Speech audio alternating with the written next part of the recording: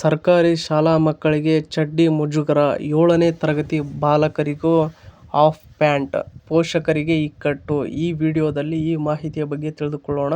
Miss ಮಾಡದೆ ಈ ವಿಡಿಯೋವನ್ನು ನೋಡಿ ಮತ್ತು ನಿಮಗೆ ಯಾವ ಉದ್ಯೋಗದ ಬಗ್ಗೆ ಮಾಹಿತಿ ಬೇಕು ಎಂಬುದನ್ನು ಕಮೆಂಟ್ ಬಾಕ್ಸ್ನಲ್ಲಿ ತಿಳಿಸಿ. ಹಾಗೆ ಈ ವಿಡಿಯೋ ಇಷ್ಟವಾದರೆ ಸಬ್ಸ್ಕ್ರೈಬ್ ಮಾಡಿ.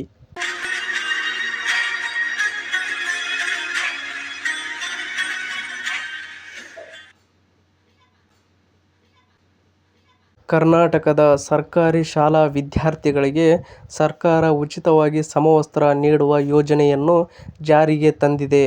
ಆದರೆ ರಾಜಧಾನಿ ಬೆಂಗಳೂರು ಸೇರಿದಂತೆ ನಗರ ಪ್ರದೇಶಗಳ ಸರ್ಕಾರಿ ಶಾಲೆಗಳಲ್ಲಿ 7ನೇ ತರಗತಿ ವಿದ್ಯಾರ್ಥಿಗಳಿಗೆ ನೀಡುತ್ತಿರುವ ಚಡ್ಡಿ ಅಳತೆಯ ಬಟ್ಟೆಯೇ ಈಗ ದೊಡ್ಡ ವಿವಾದ ಮತ್ತು ಚರ್ಚೆಗೆ ಕಾರಣವಾಗಿದೆ. ಬೆಳೆಯುವ ವಯಸ್ಸಿನ ತಮಗೆ ಚಡ್ಡಿ ಧರಿಸಿ ಶಾಲೆಗೆ ಬರಲು ಮುಜುಗರವಾಗುತ್ತದೆ ಎಂದು ವಿದ್ಯಾರ್ಥಿಗಳು ಅಳಲು ತೋಡಿಕೊಳ್ಳುತ್ತಿದ್ದಾರೆ. ಇದರ ಪರಿಣಾಮವಾಗಿ ಸರ್ಕಾರ ಉಚಿತವಾಗಿ ನೀಡಿದ ಬಟ್ಟೆಯನ್ನು ಬಳಸದ ಪೋಷಕರು ಅನಿವಾರ್ಯವಾಗಿ ತಮ್ಮ ಸ್ವಂತ ಖರ್ಚಿನಲ್ಲಿ ಪ್ಯಾಂಟ್ ಹೊಲಿಸಿ ಕೊಡುತ್ತಿದ್ದು, ಪೋಷಕರಿಗೆ ಹೆಚ್ಚುವರಿ ಆರ್ಥಿಕ ಹೊರೆ ಉಂಟಾಗುತ್ತಿದೆ. ಇನ್ನು ಮೂಲೆ ಸೇರಿದ ಉಚಿತ ಬಟ್ಟೆ ಪೋಷಕರಿಗೆ ಆರ್ಥಿಕ ಹೊರೆ. ಇದರಲ್ಲಿ ನೋಡುವುದಾದರೆ, ರಾಜ್ಯ ಸರ್ಕಾರವು 1ರಿಂದ 7ನೇ ತರಗತಿಯ ಸರ್ಕಾರಿ ಶಾಲಾ ಮಕ್ಕಳಿಗೆ ಉಚಿತ ಸಮವಸ್ತ್ರ ವಿತರಿಸುತ್ತಿದೆ.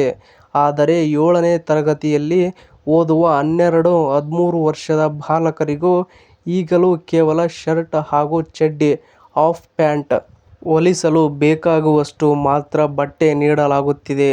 ರಾಜಧಾನಿ ಬೆಂಗಳೂರು ಸೇರಿದಂತೆ ನಗರ ಪ್ರದೇಶಗಳಲ್ಲಿನ ಬಹುತೇಕ ಖಾಸಗಿ ಶಾಲೆಗಳಲ್ಲಿ 6ನೇ ತರಗತಿಯಿಂದಲೇ ವಿದ್ಯಾರ್ಥಿಗಳು ಕಡ್ಡಾಯವಾಗಿ ಫುಲ್ ಪ್ಯಾಂಟ್ ಧರಿಸುತ್ತಾರೆ.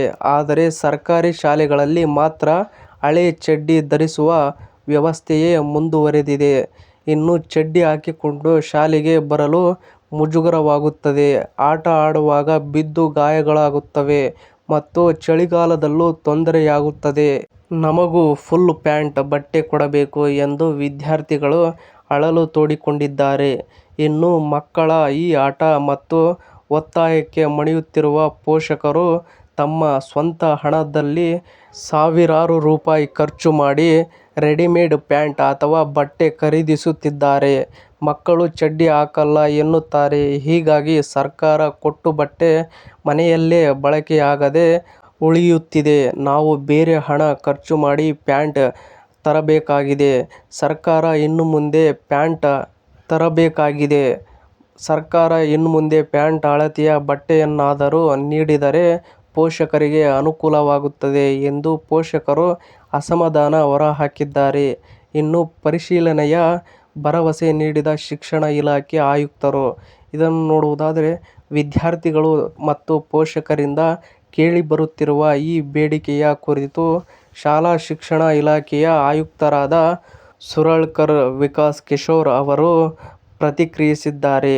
ಈ ಸಮಸ್ಯೆಯನ್ನು ಇಲಾಖೆಯು ಸೂಕ್ಷ್ಮವಾಗಿ ಗಮನಿಸಿದ್ದು, 7ನೇ ತರಗತಿಯಿಂದಲೇ ಬಾಲಕರಿಗೆ ಪ್ಯಾಂಟ್ ಅಳತೆಯ ಸಮವಸ್ತ್ರವನ್ನು ನೀಡುವಂತೆ ಬಂದಿರುವ ಮನವಿ ಮತ್ತು ಬೇಡಿಕೆಯನ್ನು ಸರ್ಕಾರದ ಗಮನಕ್ಕೆ ತರಲಾಗುವುದು ಹಾಗೂ ಈ ವಿಷಯವನ್ನು ಆದಷ್ಟು ಬೇಗ ಪರಿಶೀಲಿಸಲಾಗುವುದು ಎಂದು ಅವರು ಭರವಸೆ ನೀಡಿದ್ದಾರೆ.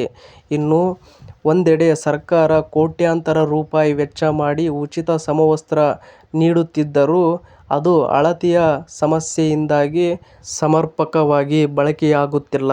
ಪೋಷಕರು ತಮ್ಮ ಜೇಬಿನಿಂದಲೇ ಹಣ ಖರ್ಚು ಮಾಡುತ್ತಿರುವುದರಿಂದ ಸರ್ಕಾರದ ಉದ್ದೇಶವೇ ಹಳ್ಳ ಹಿಡಿಯುತ್ತಿದೆ. ಇನ್ನು ಈ ಹಿನ್ನೆಲೆಯಲ್ಲಿ 7ನೇ ತರಗತಿಯಿಂದಲೇ ಪ್ಯಾಂಟ್ ನೀಡುವ ಬೇಡಿಕೆಗೆ ಸರ್ಕಾರ ಹೇಗೆ ಸ್ಪಂದಿಸಲಿದೆ ಎಂಬುದನ್ನು ಕಾದು ನೋಡಬೇಕಿರುತ್ತದೆ.